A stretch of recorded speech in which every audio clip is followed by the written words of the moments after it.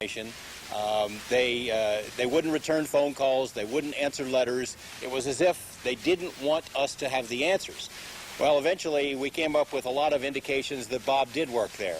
We found, for example, the newspaper from Los Alamos that lists him as being a physicist from the lab. We found the laboratory telephone book that lists him as being an employee at the lab. We have talked to other people at the lab who worked with him, who tell us that Bob did work on classified projects, that he was a physicist, that he was there. Just this week, almost 4 years after we first started making our inquiries at Los Alamos, we finally got someone from the lab to say, yes, Bob Lazar was here. Yes, he worked at the Mason facility. Yes, that facility did some classified work. It's taken a long time, but now we know that Bob was there. We know he had a security clearance, but we still know that there are a lot of the records that we're searching have not been produced for us. We don't know why. What convinced you most that Bob Lazar told you the truth? Well, I'm not 100% sure about everything that he says, because as journalists, we have to be somewhat skeptical.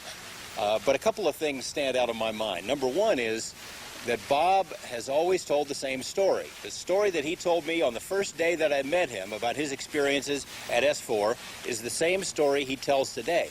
And most importantly, when Bob got into some legal trouble, which in the eyes of many people means that he's completely discredited, when he got into his legal trouble, he told the court system the exact same thing.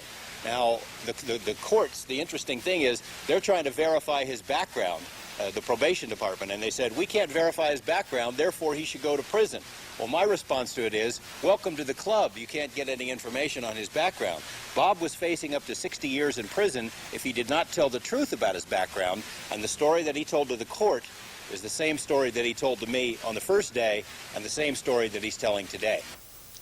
After you interviewed Lazar on TV, did you come in contact with other witnesses from Area 51? Several witnesses, more than a dozen now in total, have come forward with bits and pieces of information that confirm at least parts of what Bob said. No one has come forward with the kind of broad knowledge that he claimed, but what I have learned from these other people tends to confirm that what Bob is saying is true. The problem is that none of them have been willing to talk publicly. They will give me bits and pieces of information privately, but I'm restricted from using their names. And there's some very good reasons for that.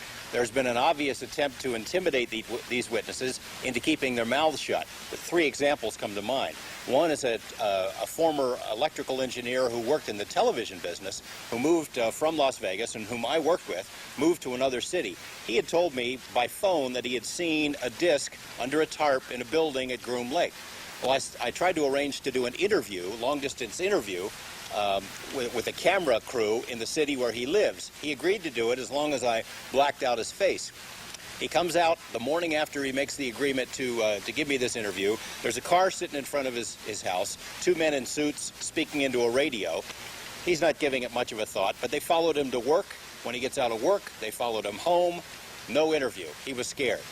There's a woman who works in the court system here in Las Vegas, in a very responsible position, who formerly worked for a major defense contractor here in Nevada. She had sat in on meetings where she said the discussion between her employer and military officials was about wreckage from Roswell, which had been taken to Area 51, alien wreckage.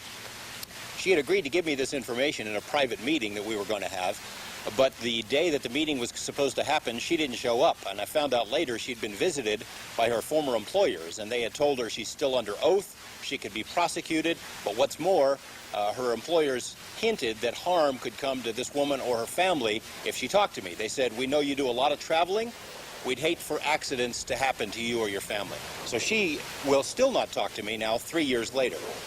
There was a third example, this man who performed the tax returns of persons who worked at Area 51.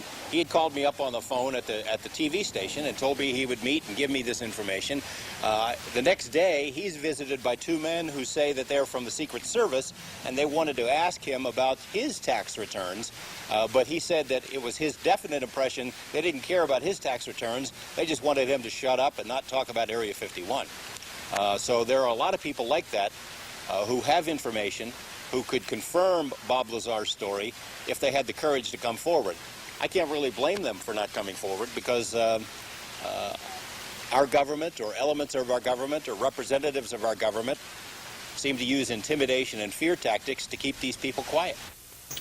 The only evidence that we got is we were able to steal or otherwise obtain a piece of the fuel that powers the saucers.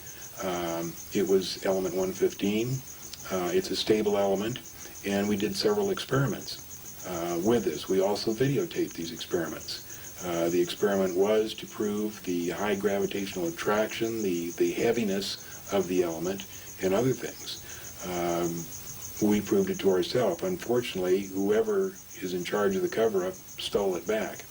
The other thing was that on March 21st, 1989, he asked me if I wanted to view one of the test flights. This was on a Tuesday, and I said, well, sure, but how are we going to see one? And he said, there's going to be a test flight tomorrow night just at sunset. And I know a place where we can sneak in, still be on public land, and watch it. I said, great. So I said, why at sunset? And he said, well, statistically, up in that area, there's the least traffic around then. So I drove with Bob and the real estate appraiser, Gene Huff, and myself, and we drove up there, got there just a little bit before sunset. I took my Celestron telescope, we took a video camera, got out of the car, and within maybe 10 or 15 minutes, this disc comes up from behind the mountains and starts doing all these fantastic maneuvers. It was a light, a very bright light, and you couldn't see the disc form. But I had my Celestron scope with me, which is 8 inches, extremely powerful, and after a few minutes I was able to get it right in the finder of the Celestron telescope, and I saw for myself it was a disc. There was no question in my mind, and I just watched it go down behind the mountains. We had heard about this location, and actually the information ultimately had come from John Lear, we found out. We heard about the 29.5-mile marker, the famous mailbox area. So we went up there. Our first trip was the first Saturday in January of 1990.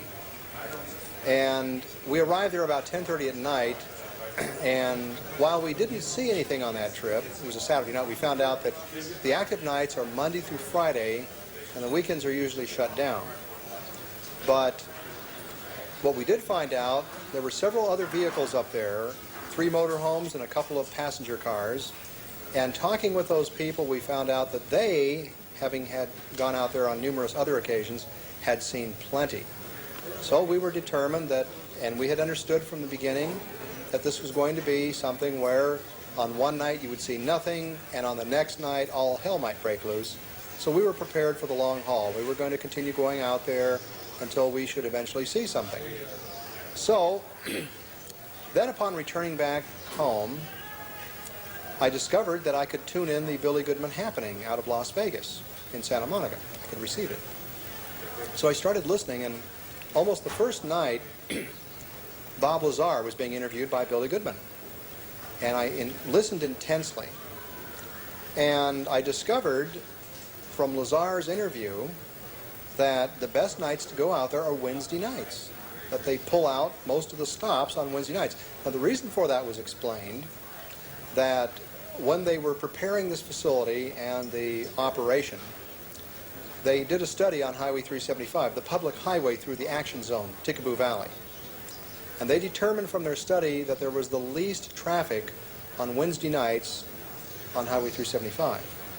So that's why Wednesday nights were chosen for most of the action. Although we, in having made numerous other trips, determined that almost any weeknight is effective, Monday through Friday. But Wednesdays always seems to be the most prolific, probably for that reason. But then, of course, we wondered that since we were going out there on a Wednesday night, maybe that would perturb the formula, and then, of course, it would shift to some other weeknight. Who knows? So, but still, nevertheless, it seems that Wednesday nights still continue to dominate with the greatest amount of activity out there. So, our next trip was Wednesday, February 28th. Now, on our first trip, I had gathered together about 7 or 8 friends, and we caravanned out there and saw nothing, of course. Then I started organizing the same group of friends to make this second trip.